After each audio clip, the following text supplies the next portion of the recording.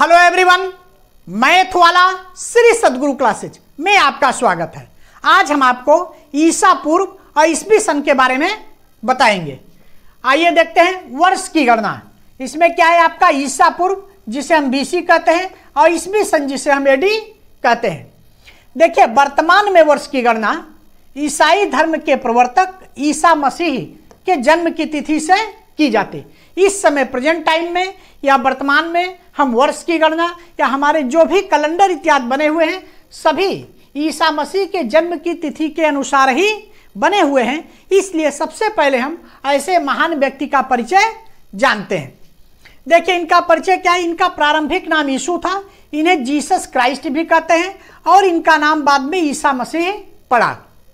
जन्म इनका कहाँ हुआ था? जन्म इनका बेथलेहम में हुआ था जो कि फिलिस्तीन देश में है। कब हुआ था? 25 दिसंबर को हुआ था। 4 से 6 ईसा पूर्व इनका जन्म हुआ था। पिता इनके कौन थे? पिता इनके यूसुफ थे जो कि बढ़ई का काम करते थे और मुस्लिम समुदाय के थे। नाजरेत से आकर बेथलेहम में बस गए थे। कहने का मतलब कि इनके पिता नाजरेत के निवासी थे और वहां से आके ये बेथलेहम में बसे थे। माता इनकी मरियम है जो कि गलीलिया प्रांत के नाजरेत गांव की निवासी थी। इसका मतलब कि इनके माता और पिता नाजरेत गांव के निवासी थे और वहां से आकर ये बेथलेहम में बसे थे। वहीं जो है ईसा मसीह का जन्म हुआ। इनका गृह स्थान क्या है? नसारत है, नाजरेत है जो कि इजराइल देश में पड़ता है। मृत्यु कहाँ हुई? यरूशलेम में हुई जो कि इजराइल देश में है। कब हुई मृत्यु? 30 से 36 ईस्वी में इनकी मृत्यु हुई थी। कैसे मृत्यु हुई? क्रूस पर चढ़ाई जाने के कारण इनकी मृत्यु हुई। अब हम देखते हैं कि बीसी और एडी ये कैसे शुरू हुआ या इसका आविष्कार किसने किया। तो सबसे पहले आप देखिए आविष्कारक बीसी और एडी। 533 ईस्वी में डायोनीसियस एक्सीगुस नामक एक भिक्षु ने किया था। बीसी और एडी का आविष्कार 533 ईस्वी में डायोनीसियस एक्सीगुस नामक एक भिक्षु ने किया था जो ईसाई कालक्रम स्थापित करने की कोशिश कर रहे थे। मतलब कहने का यह है कि डायोनीसियस एक्सीगुस ने ईसाई कालक्रम या ईसाई कैलेंडर बनाना चाहते थे और उन्होंने जब वो कैलेंडर की शुरुआत करना चाह रहे थे या बनाना चाह रहे थे तो उन्होंने सोचा कि कैसे इसकी शुरुआत करें। तो उन्होंने जो है ईसा मसीह के जन्म की तिथि से पहले के समय को बीसी मान लिया और उससे बाद के समय को एडी मान लिया। इस तरीके से जो बीसी और एडी की शुरुआत हुई। आइए दूसरा देखते हैं। नंबर 2, 1582 ईस्वी में पोप ग्रेगोरी 13वें ने इसी तिथि के अनुसार ग्रेगोरियन कैलेंडर स्थापित किया। पुनः जो है 1582 ईस्वी में पोप ग्रेगोरी 13वें ने ग्रेगोरियन कैलेंडर जो है इसी ईसा मसीह के जन्म की तिथि के अनुसार ही बनाया। ये ग्रेगोरियन कैलेंडर के बारे में अभी हम आने वाले वीडियो में आपको डिटेल में बताएंगे। इस तरीके से आप देख रहे हैं कि बीसी और एडी की शुरुआत हुई। अब देखिए तिथि की गणना तथा व्याख्या। जीसस बॉर्न, ये जो है ईसा मसीह का जन्म हुआ। मान लीजिए ईसा मसीह का जन्म यहाँ पर हुआ। ये पॉइंट बी मान लीजिए है इनके जन्म का बिंदु है कि इसी समय इनका जन्म हुआ। तो जन्म से पहले की तिथि को हम बीसी कहते हैं और जन्म से बाद की तिथि को हम एडी कहते हैं। अब एक चीज आप ये समझ लीजिए कि जब ईसा मसीह का यहाँ जन्म हुआ तो यहाँ पर दिखा रहा है 4-6 ईसा पूर्व। ईसा मसीह का जन्म तो यहाँ हो गया लेकिन यहाँ पर यह दिखा रहा है कि इनका जन्म 4-6 ईसा पूर्व हुआ। इसका मतलब क्या इनके जन्म के पहले इनका जन्म 4-6 ईसा पूर्व हुआ था? तो कहने का तात्पर्य है कि इनके जन्म के बारे में काफी मतभेद है। बाइबल में भी इनके जन्म के बारे में पूर्ण रूप से नहीं दिया हुआ है और इस तरीके से डायोनीसियस एक्सीगुस ने जो इनके जन्म की तिथि मानी है उसके पहले इनका जन्म हुआ। जो ईसाई धर्मावलंबी हैं उन्होंने अपने रिसर्च के बाद ये पाया कि इनका जन्म जो है 4-6 ईसा पूर्व हुआ था। इसी तरीके से इनके मृत्यु की जो है 30 से 36 ईस्वी, मतलब ये 30 से 36 ईस्वी में के बीच में इनकी मृत्यु हुई थी। और कैसे हुई? क्रूस पर चढ़ाई जाने के कारण। क्रूस पर इन्हें क्यों चढ़ाया गया? क्योंकि जब ईसा मसीह का जन्म हुआ उसके बाद ईसा मसीह धीरे धीरे जनसेवा में लग गए और ये जो है गरीबों की, मजलूमों की, दीन दुखियों की सेवा में लीन रहते थे। इसीलिए इन्हें जो है मसीहा कहा जाने लगा और इनका नाम जो है ईसा मसीह पड़ गया। और ये ईसा मसीह कई चमत्कार वगैरह भी किए और इन्होंने खुद कहा, इन्होंने कहा कि ये सब इनको जो है ईश्वर का दूत या ईश्वर का पुत्र मानने लगे और यह बात जो है यहूदियों को अच्छी नहीं लगी, इसलिए उन्होंने राजा से शिकायत कर दी और राजा ने इन्हें जो है क्रूस पर चढ़ा दिया। क्रूस क्या है? लकड़ी के एक फ्रेम में, इन्हें लकड़ी का एक फ्रेम है जिस पर कि उन्हें जड़ दिया गया, जिसके कारण कि इनकी मृत्यु हो गई। इस तरीके से आपने देखा कि बीसी और एडी की शुरुआत कैसे हुई। तो ये आपका बीसी और एडी है। ये आपका देखिए जीसस बारह ईसा मसीह का ये जन्म हो गया। इसको हमने मान लिया कि 0 वर्ष। 0 वर्ष का मतलब कि जैसे अगर मान लीजिए 2022 चल रहा है तो आप जानते हैं 2022 में पहले जनवरी का महीना बीतेगा, फिर फरवरी का महीना बीतेगा, मार्च का बीतेगा, इस तरीके से दिसंबर बीतेगा, तब ये आपका 1 साल व्यतीत होगा। इस कहने का मतलब कि 365 दिन व्यतीत होने के बाद आपका 1 साल बीतेगा। उसी तरीके से जब इनका जन्म हुआ तो जब 1 साल का समय बीता तब ये 1 वर्ष कहलाया। 1 वर्ष क्या है? जब 1 वर्ष का समय व्यतीत होगा तब आपका ये 1 वर्ष हुआ। उसी तरीके से 2 वर्ष का समय व्यतीत हुआ तो 2 वर्ष हुआ, 100 वर्ष का समय व्यतीत हुआ तो 100 वर्ष, 200 वर्ष का समय व्यतीत हुआ तो 200 वर्ष। कहने का मतलब मान लिया गया कि ये जन्म का पॉइंट या जन्म इस बिंदु पर हुआ। 0 ईयर, उस समय 0 ईयर था, उनका जन्म हुआ, उस समय तो कोई दिन बीता नहीं था। अब धीरे धीरे दिन बीतना शुरू हुआ। जब 1 वर्ष व्यतीत हो गया तब उसको 1 वर्ष कहा गया या 1 ईस्वी सन कहा गया। ईसा पूर्व के समय को एडी कहते हैं, जो कि जिसे हम ईस्वी सन कहते हैं।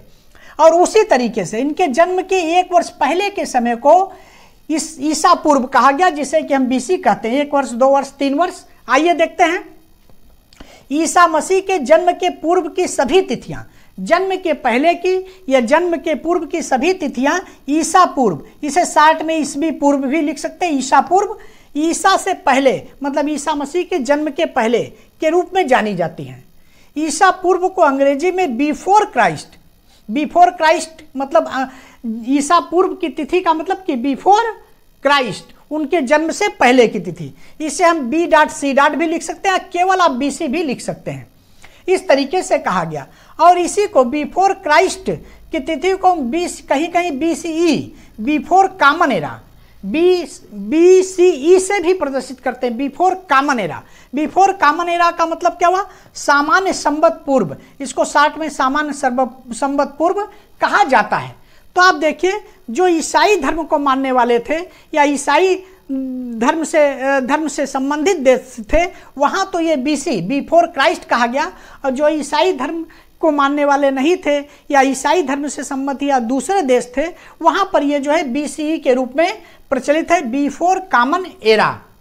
तो इस तरीके से ईसा मसीह के जन्म के पहले की तिथि को हम BC कहते हैं या ईसा पूर्व कहते हैं। इसको हम बिफोर क्राइस्ट कहते हैं। इसे आप BC से भी लिख सकते हैं या BCE, बिफोर कॉमन एरा के रूप में भी आप लिख सकते हैं। इस तरीके से ईसा मसीह के जन्म के पहले का समय है, जिसे कि हम BC कहते हैं।